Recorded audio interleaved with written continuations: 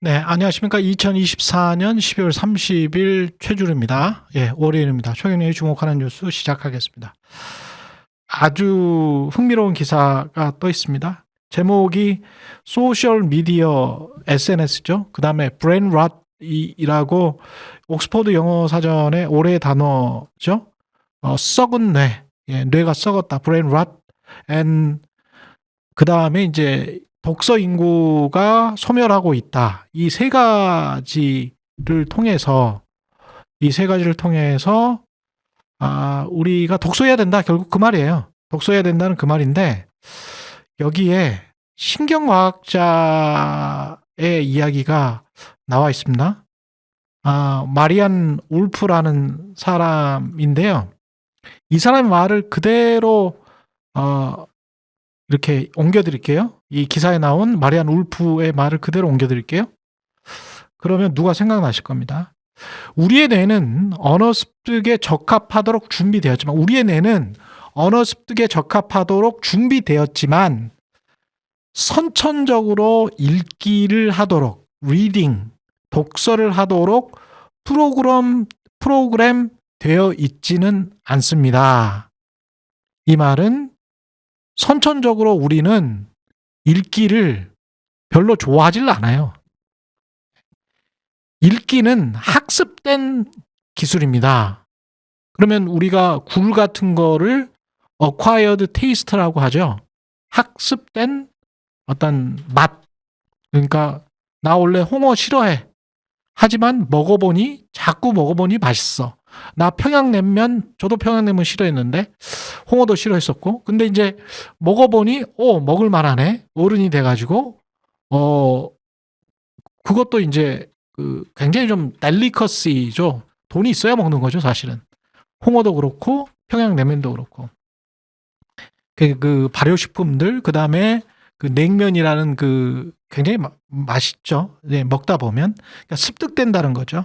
그런데 뇌의 가소성은 그러니까 이게 읽기 능력이 증폭되기도 하고 그다음에 줄어들기도 하는 거는 양방향으로 작용되겠죠. 사용하지 않으면 영불영설처럼 잃어버리고, 그래서 뇌 가소성을 우리는 잃어버리는 거를 선택하고 있다. 그 말은 읽지 않고 있다라는 거죠. 그래서 옥스퍼드 대학 사전에 2024년의 단어로 뇌가 썩어버렸다. brain rot이라는 단어가 선정이 됐는데 ROT입니다. brain rot. ROT인데 이거는 온라인에서 인터넷에서 찾을 수 있는 저품질 저가의 콘텐츠, 말하자면 극우 유튜버들이겠죠. 의 과도한 소비로 인한 지적 저하, 멍청해짐을 의미한다. 딱 윤석열이네요. 네. 윤석열 씨가 이렇게 해서 멍청해졌구나 라는 거를 파이낸셜 타임즈의 서지 치료사인 수잔 엘더킨이라는 사람이 썼네요. 그래서 이 책을 쓴 사람은, 여기에 나온 사람은 이제 서지 치료사인 수잔 엘더킨이랄지 뭐 이런 사람들이 어떤 뭐 인터뷰이로 나온 거, 이 기사를 쓴 사람은 미아 레비틴입니다. 미아 레비틴은 문학 평론가로 활동하고 있는 사람이고요. 예, 그래서 가능하면 하루에 1시간이라도 책을 읽자.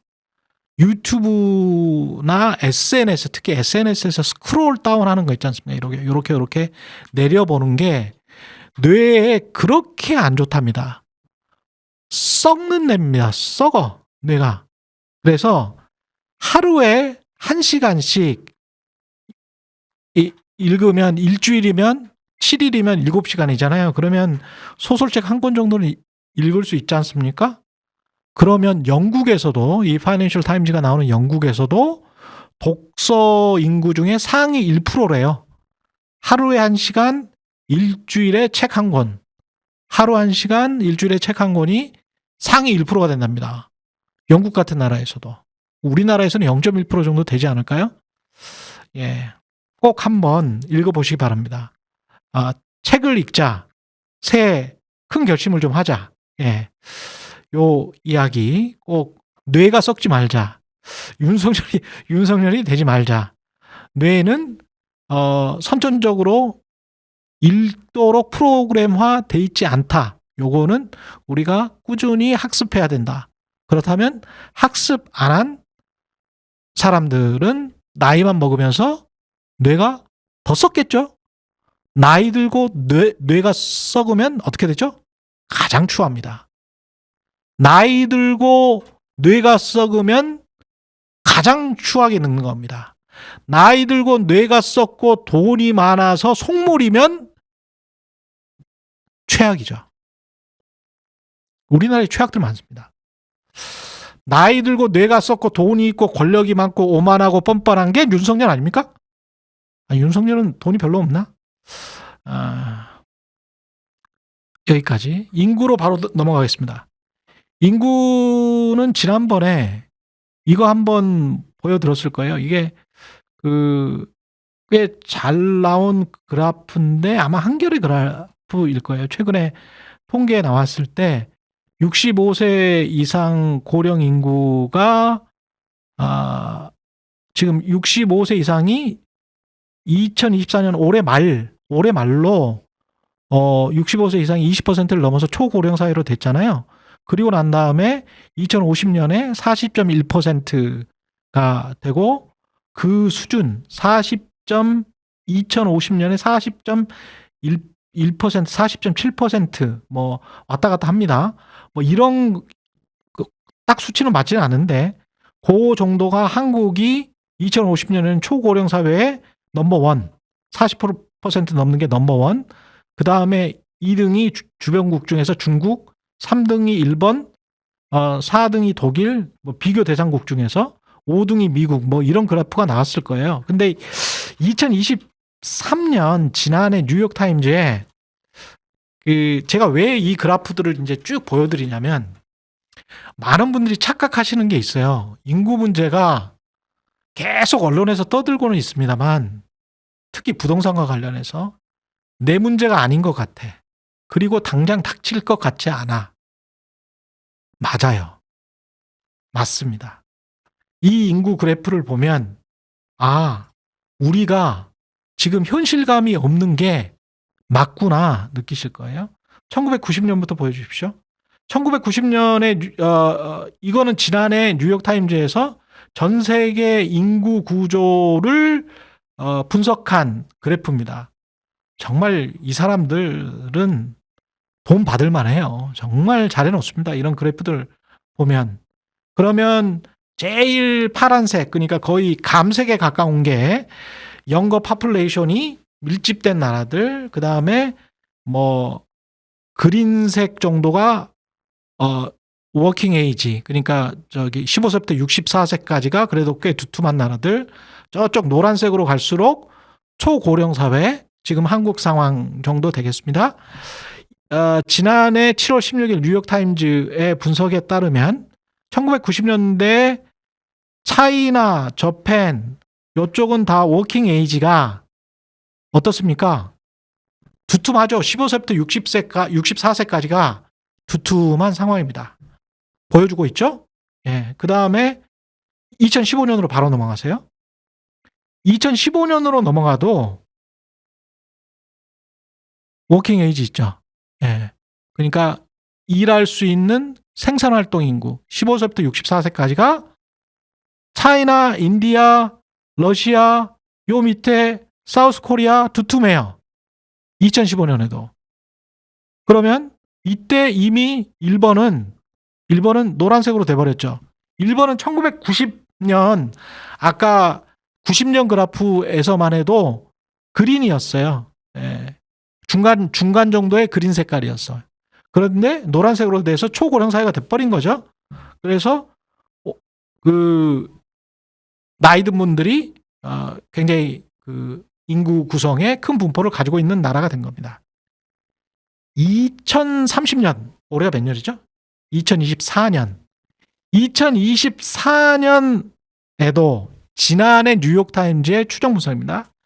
2024년에도 워킹 에이지가 우리나라는 아직도 중간입니다. 그린색입니다. 15세부터 64세가 당연하지. 더 많아요. 70% 정도 지금 될걸요? 그래서 더 많아. 더 많고, 요때까지도 1번은 노란색인데, 그러니까 몇 년 후죠. 한 4, 5년 후인데, 우리가 아무리 지금 빨리 뭐 출산율이 저하된다고 하더라도 지금 상황이라고 하더라도 최악의 상황이라도 2030년까지도 괜찮게 보이잖아. 그죠? 그 다음에 2043년이 되어야 어떻게 됩니까? 중국, 한국, 그 다음에 일본 전부 다 이제 샛노랗게 됩니다. 샛노랗게 돼요. 예. 이 굉장히 이 추정치가 굉장히 정확하게 지금 보이고 있습니다. 자, 샛노랗게 되는데 이 샛노랗게 되는 이 상황이 우리나라만 그렇습니까? 우리나라, 그 다음에 중국, 일본만 그렇습니까? 동아시아만 그렇습니까? 이쪽에 가면 2043년 그래프에 보면 저 노란색들이 막 집중되어 있는 곳이 어디죠? 유럽이죠. 유럽 쫙 있네. 그렇죠? 그 다음에 아직까지도 그린색인 2044년, 43년에도 아직까지도 그린색인 나라가 어디예요? 초고령화라고 부르지 못하는 나라. 미국입니다. 미국 밑에, 미국 위에 캐나다도 초고령 사회가 안 되네요. 2043년에도. 그리고 그 밑에 있는 멕시코 뭐 이런 나라들은 여전히 생산활동 인구가 두툼한 나라로 분류되고 있습니다. 그러니까 유럽과 동아시아, 중국, 일본, 한국이 작살이 나게 되겠네요. 그러면 부가 어떻게 이동할까? 이 칼럼은 이 기사는 이 대단한 기사는 굉장히 이제 복잡하고 잘 정리된 굉장히 복잡한 구조를 잘 정리한 이 기사의 요점은 워킹 에이지 생산활동 인구가 요거 하나로만 집중해서 봐도 경제력이 어떤 곳에서 융성하게 됐는지를 알 수 있다. 물론 다른 요건도 있죠. 그 생산활동 인구가 그 인구 구성에 집중됐던 뭐 나라들, 과거에 1990년대 중국이나 한국처럼 그렇게 집중됐던 나라들 중에 아프리카나 남미에 있는 나라들은 왜 뒤떨어졌냐? 아직도 그러냐? 그건 이제 늘상 이야기하는 교육받은 인구 이야기, 그 다음에 제도화된 어떤 행정력, 뭐 이런 이야기, 그 다음에 민주주의, 뭐 이런 이야기. 근데 중국 같은 경우는 민주주의는 아니니까 하여간 다른 요소들을 넣어가지고 설명을 한다는 거죠. 그 다음에 뭐 유교적 사회, 뭐 베트남의 성공, 중국의 성공, 한국의 성공 등을 보면서 뭐 그렇게 이제 정치학자들이 막 이야기를 합니다. 여하튼 인구로만 보면, 인구 딱 하나의 변수로만 보면 생산활동 인구가 굉장히 생산력이나 경제 성장에 영향을 미치는구나. 그리고 이 초유의 사태, 65세 이상의 전체 인구의 40%를 넘는 나라들이 유럽과 동아시아 국가에, 특히 돈 많은 나라에 질비질비해. 이거는 인류 역사상 단 한 번도 없었어요. 그게 한 15년 후면 닥칩니다. 단 한 번도 없었습니다. 이런 일은 단 한 번도 없었어요. 어떤 복지국가도 이런 일을 당해본 적이 없는데 우리는 가장 그 앞에 또 선두에 서버렸네요. 초유의 사태입니다. 초유의 사태고 그런데 희망을 가질 수 있다라고 이 칼럼은 끝나고 있습니다. 마지막으로 요 그래프는 다시 한번 보여드려야 되겠다. 요 Top 10 Largest Economies Today 이거 한번 보여주시면 90년대 largest working age share of population 해가지고 생산활동 인구가 인구 중에서 생산활동 인구가 가장 많았던 그러면서도 경제 사이즈가 좀 괜찮았던 나라들 90년대에는 일본, 한국이 1, 2위 2023년 지난해에는 한국, 브라질, 콜롬비아가 1, 2, 3위예요. 그러니까 생산활동 인구가 지금은 제일 많은 거야. 전 세계 좀 사이즈가 좀 크고 경제 사이즈가 큰 나라들 중에 2023년 현재 한국이 제일이고 그 다음에 브라질이야. 2050년에 가면 남아프리카 공화국으로 시작해서 쭉 내려가서 한국은 10위 안에 없죠. 예. 전부 다 개발도상국, 인디아 뭐 이런 나라들입니다. 여기에 지금 차이나도 없습니다. 2050년이 되면. 그러면 많은 사람들이 특히 부동산 좋아하는 분들은 착각할 만하구나. 아직도 가구 수는 늘고 있어. 우리 괜찮아. 라고 할 만합니다. 왜냐하면 생산활동 인구가 좀 괜찮다는 탑 10 largest economies 중에서는 한국이 1등이거든. 2023년에. 네? 인구 구성상. 그러니까 아직도 고개를 뻗대고 있는 거죠. 순식간이다. 순식간. 그러면 그때 가서는 뭘 먹고 사냐? 돈은 많고 기술은 괜찮고 인구는 없고 그때 할 수 있는 것들에 관해서 지금 당장 해야 된다. 뒤에는 굉장히 좋은 그래프들이 많은데 이건 다 못 보여드리겠네. 요거 하나는 꼭 보여드립시다. 한국만 딱 그 해놓은 거 있죠. 2023년에서 2050년. 여기 보면 자, 생산활동 인구가 2023년에 3,600만으로 인구 구성 5,200만 중에서 제일 많은 나라였던 한국이 2050년에 2,400만으로 1,200만 명이 줄어들어 버려요. 1,200만 명이 줍니다. 그리고 65세 이상이 950만 명에서 1,800만 명으로 거의 2배가 늡니다. 생산활동 인구는 15세부터 64세까지는 거의 반토막은 아니고 한 30% 정도가 33% 정도가 줄어버리고요. 33%가 줄고 950만이었던 초고령 인구 65세 이상은 1,800만 명으로 2배 정도가 100%가 늡니다. 한 20년 정도의 20년의 기간 동안 이거를 어떻게 보면 지금 생산활동 인구가 가장 많은 이 시기 2023년, 2024년에 꼭 대응을 해야 돼요. 내년에라도 윤석열 씨가 나가면 꼭 대응을 해야 됩니다.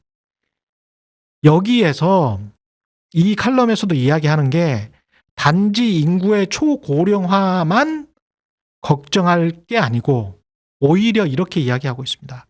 오히려 마지막 결론이 이거예요. 인구 예측은 쉽다. 인구 예측은 쉬워. 유럽하고 동아시아에 좀 잘 사는 나라, 중국까지 포함해서 작살 날 거야. 인구 예측은 쉬워.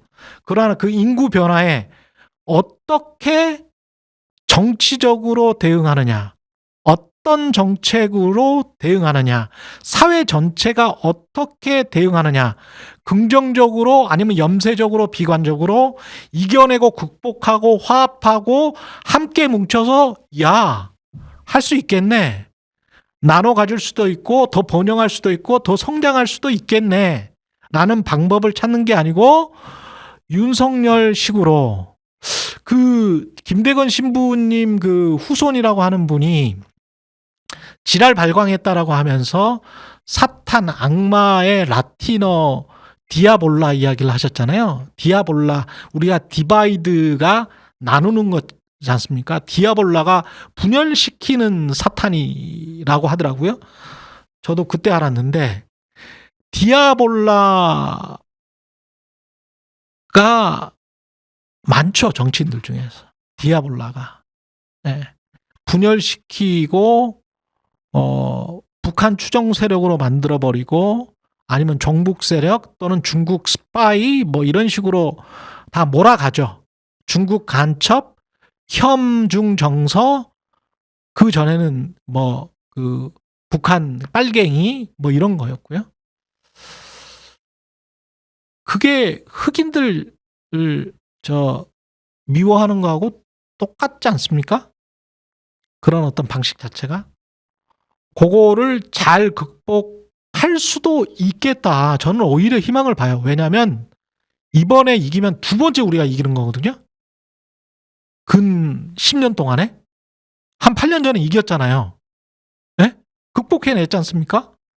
근데 또 잘못된 선택했어. 잘못된 선택할 수도 있어요. 트럼프 2번이나 선택하는데 뭐 200년 민주주의 역사를 가진 나라에서도 괜찮습니다. 근데 8년 만에 또 이겨. 그것도 무혈혁명으로 명예스럽게. 그 이기는 경험이 쌓이면 쌓일수록 민주주의는 발전하고요. 그리고 국민들이 단합해서 그리고 화합해서 야, 할 수 있겠네. 충분히 가능하네. 이런 마음이 쌓일 수가 있습니다.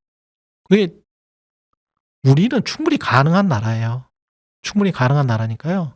너무 걱정하지 마십시오. 너무 걱정하고 너무 염세주의로 흐르고 너무 비관적으로 살 필요는 없을 것 같습니다. 예. 그렇게 하다가 잘못되면 흑화되면 또 윤석열 돼요. 예. 너무 SNS에 몰두하지 마시고요. 최경영 TV도 뭐 많이 보시라는 말씀 안 해요. 밖에 나가서 운동도 하시고요. 책도 읽으시고요. 예. 기부도 좀 하시고요. 예. 세상 사람들이랑 어울리시고요. 공감도 하시고요. 그런 게 제일 중요한 것 같습니다. 광화문에도 나가시고요. 예. 아니, 정광훈 목사 집회 말고요. 예, 아시죠? 마지막으로 트럼프가 변화시킬 세계와 관련한 파이낸셜 타임즈의 기사인데, 제가 요새 파이낸셜 타임즈 기사를 많이 보내드리는 이유는 첫 번째, 6가지 신문 중에서 제일 비싸다. 제일 비싸요. 제일 비싼데 읽다 보면 비쌀만하네 라는 생각을 좀 하게 되는 그런 신문사인 것 같습니다. 예. 파이낸셜 타임즈의 트럼프가 뭐 앞에는 다 제가 했던 소리예요. 트럼프는 뭐 전략의 달인, 거래의 달인이고 세상 세계 여러 나라가 어떻게 대응할지 고심하고 있고, 얘가 뭐 성동격서도 하고 뭐 앞치기도 하고 뒤치기도 하고 어떻게 될지 모르고 뭐 모르겠다. 근데 어찌 전개될지 5가지 정도 시나리오를 한번 짜봤어. 요 5가지 안에 있지 않을까? 요렇게 이야기를 했는데, 요 5가지 시나리오는 한번 소개를 시켜드려야 될 것 같아요. 예. 뭐 애들의 말이 다 맞다라고는 생각하지 않고요. 저는 미리 말씀드리는데, 첫 번째 시나리오가 이 기사의 뉘앙스로도 가장 가능성 있는 프로바블한 시나리오인 것 같고요. 저도 이렇게 될 것 같습니다. 첫 번째는 트럼프적 현상유지입니다. 트럼프적 현상유지. 현상유지는 될 것이다. 그러나 좀 손해는 볼 것이다. 각자 먹고 떨어지는 수준. 예? 각자 먹고 떨어지는 수준. 는 될 것이다. 그러나 좀 상당히 힘들겠지. 그러나 뭐 예상한 그 정도 수준에서 딜이 되지 않을까? 라는 것. 그래서 중국하고도 적당히 딜을 하고 그러면서 4년이 지나는 최상의 시나리오입니다. 트럼프 하에서는 최상의 시나리오. 우리나라는 좀 손해는 보겠지만, 두 번째는 부터는 별로 안 좋은 시나리오들입니다. 첫 번째도 사실은 별로 안 좋긴 하지만 이 시나리오 5가지 중에서 최고로 좋아요. 두 번째는 우발적 전쟁. 서방 진영도, 그러니까 미국이나 유럽도 서로 무역 전쟁하고요. 한국도 대들 수 있을까? 레버리지를 갖고 대들 수 있는, 그리고 재협상을 할 수 있는 뭔가 길은 터야 될 것 같은데 그런 상황이 전개가 되고, 그러다 보면 가치 기준을 잃어버린 전 세계가 정치적 불안정이 오고, 특히 그게 유럽으로 많이 와서 극우 포퓰리스트 영향을 많이 받고 각자 도생을 하고, 그래서 유럽도 극우 포퓰리스트의 전성시대가 되고, 우크라이나는 종전되고, 우크라이나는 뭐 니들은 그냥 우리가 지켜준다고 말은 했지만 니들 알아서 하는 거고, 진영 대 진영이 서로 싸우는 것 같기도 하고, 뭐 서로 이익 갈라먹는 것 같기도 하고, 아니면 이익 때문에 서로 이제 진영 내에서도 부딪히는 것 같기도 하면서, 그러면서 미국만 우선시하는 트럼프의 정책 때문에 전 세계 질서가 불안정해지는 것. 이게 두 번째 시나리오. 세 번째는 이게 좀 더 나가서 아나키, 무정부 상태, 세계적인 규범이 사라져버리는 상태, 리더가 없는 세상, 그냥 자원쟁탈하고 힘에 의해서 막 나가는 상황. 그러면 트럼프는 전혀 별로 개입을 안 하고, 그러면 지역 파워들이 득세를 하고, 그러면 중국이나 러시아가 득세할 수 있는 그런 상황. 각 나라들은 포퓰리스트들, 극우 집단들이 득세하고 사회적 경제적 혼란이 가중화되는 상황. 네 번째, 좋은 게 시나리오가 하나도 없네 진짜. 네 번째, 미국의 완전한 패배. 미국이 그렇게 고립주의, 보호무역주의로 가? 너희들 빼고 우리만 글로벌라이제이션 하겠어. 다른 나라들 다 단합해서 미국에게 대응해. 유럽과 남미가 손잡고, 유럽과 중국이 손잡고 서로 딜쳐. 그러면서 유럽, 중국, 남미, 아시아, 아프리카가 뭉쳐. 제가 보기에는 힘들다. 네 번째 힘들고, 다섯 번째 역시 힘들다. 다섯 번째, 미국의 완전한 승리. 미국 우선주의 정책이 성공해. 미국에 대한 투자가 늘어나고, 미국의 테크 산업들, 그리고 금융 산업이 엄청 잘 돼. 그리고 일본은 망가져. 유럽도 망가져. 자위권 방어 비용 엄청나게 써. 이란은 몰락해. 트럼프는 세계 황제처럼 돼. 미국의 리버럴들은 완전히, 민주당은 소수화되고 일부는 깜빵 갈 거야. 네 번째, 다섯 번째 거의 일어나지 않을 상황. 세 번째 별로. 두 번째는 혹시 될 수 있습니다. 그러나 여전히 트럼프적 현상 유지에 저는 한 표 거둔다. 손해는 보나 트럼프적 현상 유지라는 이름으로 현상 유지가 될 것 같다. 라는 파이낸셜 타임즈의 분석을 마지막으로, 또 우리의 김종대 의원님이 오셨기 때문에 여기까지 하겠습니다. 기쁜 소식 한 가지 전해드린다면, 내년에는 금요일에 한 달에 2번 정도씩 제가 가장 경제쇼에서 신뢰했던 넘버 3 세 분 중에 한 분, 현직 리서치 센터장 님을 모시고 금요일에 2주에 한 번씩은 최주류를 진행할 수 있을 것 같습니다. 그때는 멤버십 회원님들이 좀 더 적극적으로 참여해서 질문을 많이 좀 던져주시면, 저보다 훨씬 더 해안과 통찰을 가지고 계신 분이기 때문에 그 기회를 또 잘 이용해 보시면 좋을 것 같습니다.